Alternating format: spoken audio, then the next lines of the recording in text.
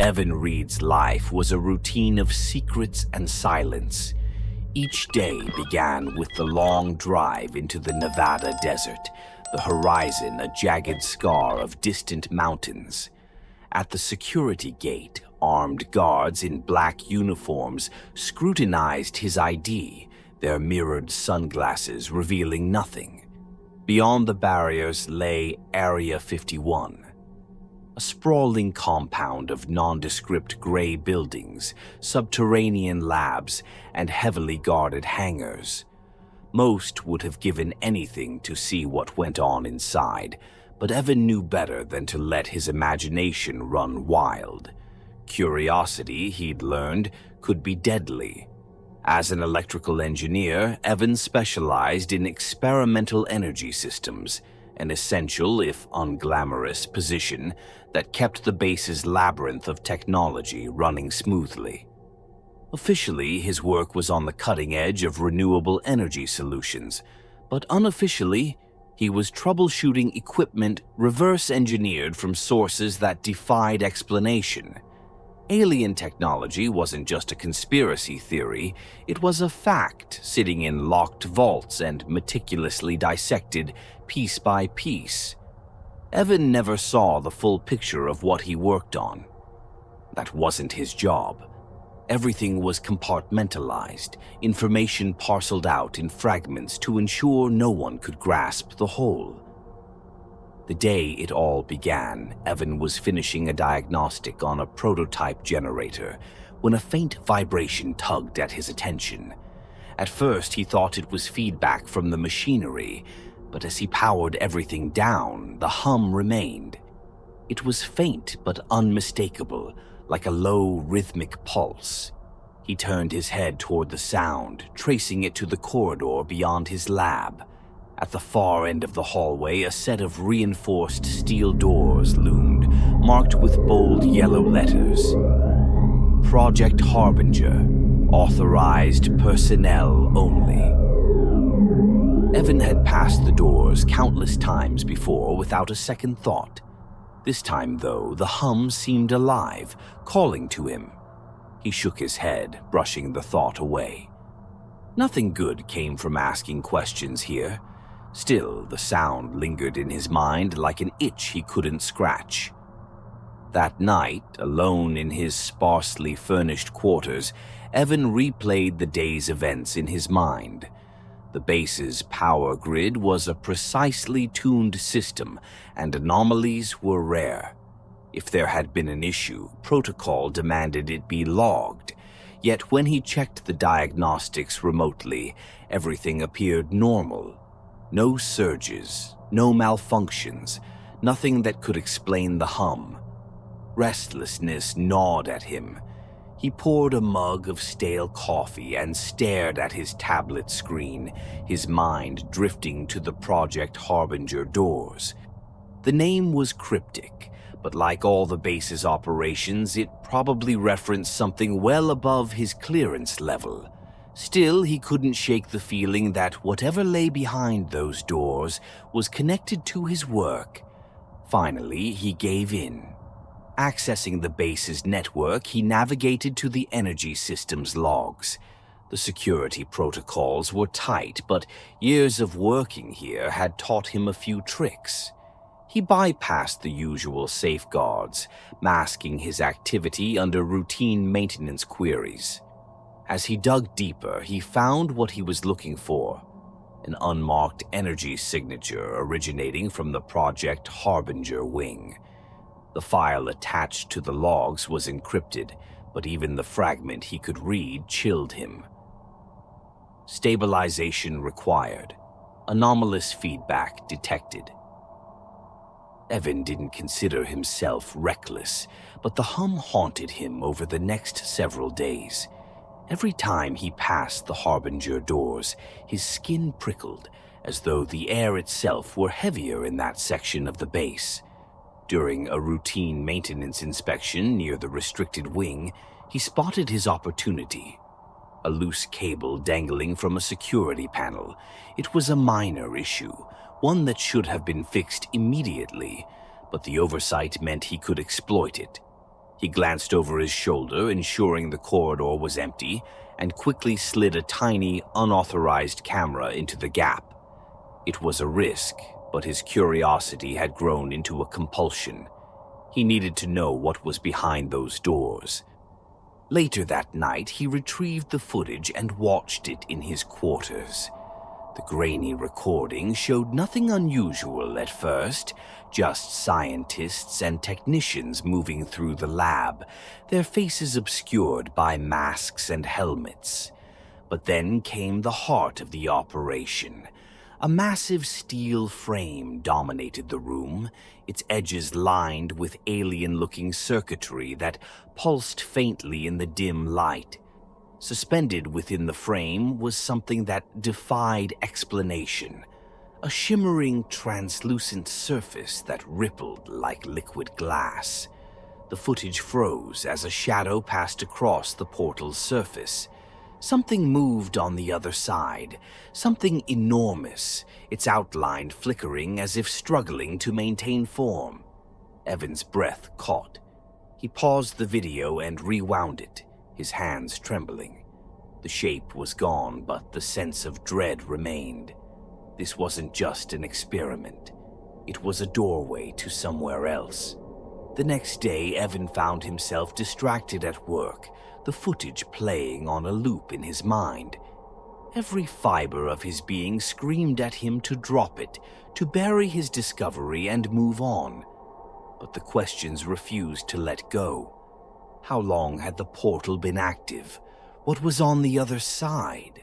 And most importantly, why had the base kept it secret, even from most of its own personnel? The hums seemed louder now, resonating through the walls like a distant heartbeat. Evan couldn't tell if it was real or his imagination. All he knew was that he'd stumbled onto something bigger than himself, bigger than anything he could have prepared for. By the end of the week, the pieces began falling into place. The energy surges in his systems weren't random. They were part of a pattern, cycles of activity that coincided with Harbinger's operations. Evan realized that every time the portal was activated, it drew power from the entire base. But for what purpose? His mind raced with possibilities, none of them comforting. He didn't know it yet, but he had already stepped too far into the shadows. The hum was more than just a sound. It was a warning, one he would soon wish he'd heeded. For the first time in his career, Evan felt truly afraid. Evan couldn't sleep. The more he tried to push the portal from his mind, the more it clawed its way back. The Harbinger project wasn't just classified, it was buried, hidden behind layers of bureaucracy and fear.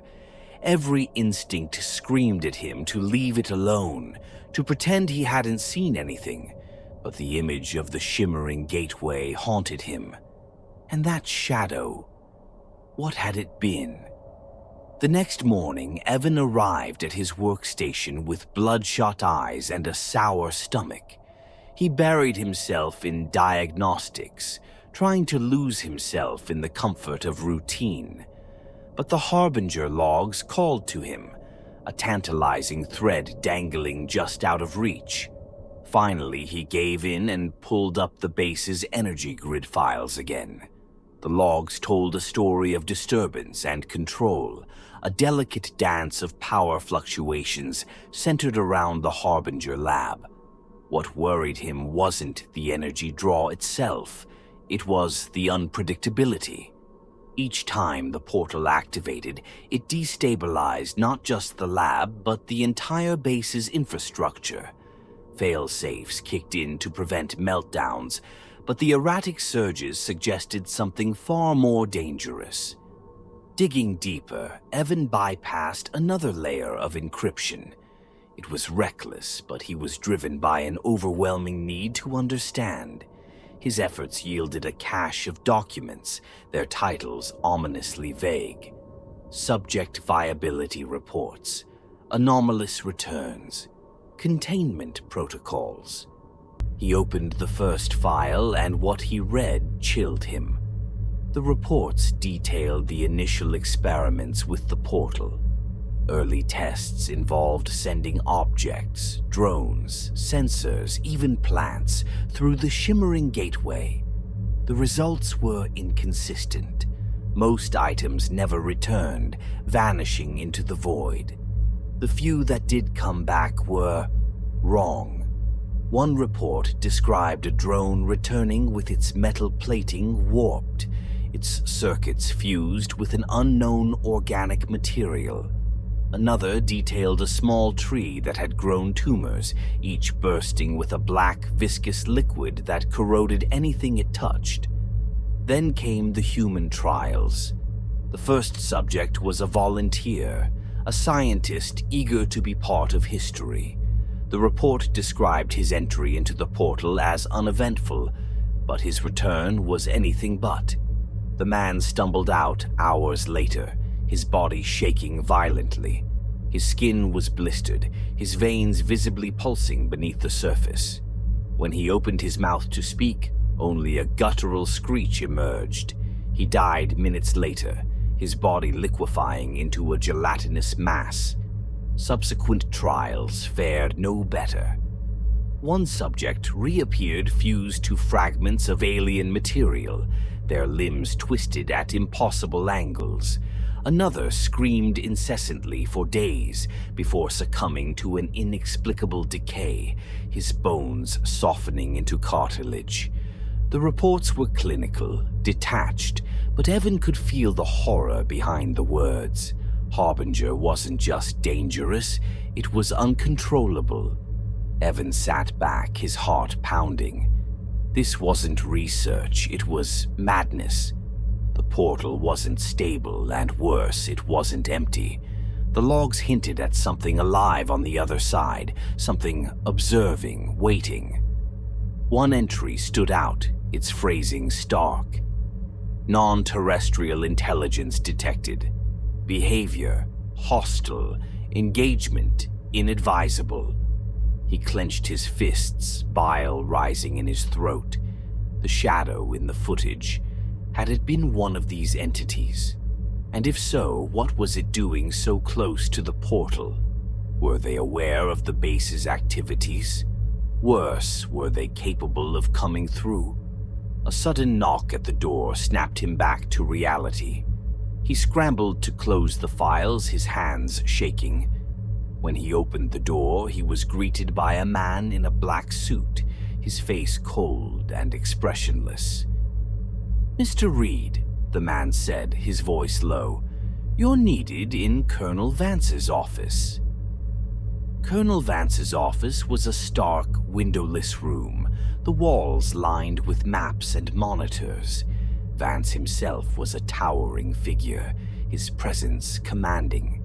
He motioned for Evan to sit, his piercing gaze unrelenting.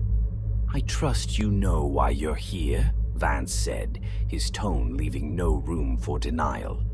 Evan swallowed hard. "No, sir, I've been following protocol." Vance leaned forward, folding his hands on the desk. "You've been accessing restricted files, Harbinger logs, viability reports. You've seen things you weren't meant to see." Evan's stomach dropped. "Sir, Don't bother denying it," Vance interrupted. "Your curiosity has put you in a unique position. You know more than most of your colleagues, which makes you useful." "Useful?" Evan's voice cracked. Vance's expression hardened. "We're sending you through the portal." Evan froze, his mind racing. "Why me? I'm an engineer, not an explorer. I'm not trained for this." "You're trained enough," Vance replied. "The portal's destabilizing, and we need someone to recalibrate it from the other side. You've seen the data. You understand the stakes." Evan shook his head. "This is insane. People don't come back from this." "You've seen the reports." Vance's eyes narrowed. "Refusal isn't an option, Reid. Your cooperation ensures your future here." Non-compliance. Well, let's just say it's not in your best interest. Evan's pulse pounded in his ears. He wanted to scream, to argue, but he knew it was pointless. The base didn't tolerate dissent.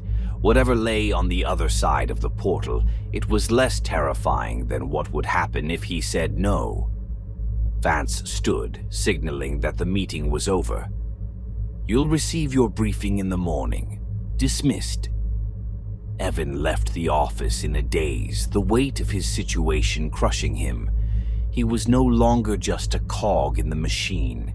He was a pawn, a sacrifice to the unknown. As he walked back to his quarters, the faint hum of the portal seemed louder than ever, reverberating in his bones like the echo of a terrible fate. For the first time in his life, Evan Reid truly understood what fear was. Continuation of the story, coming soon.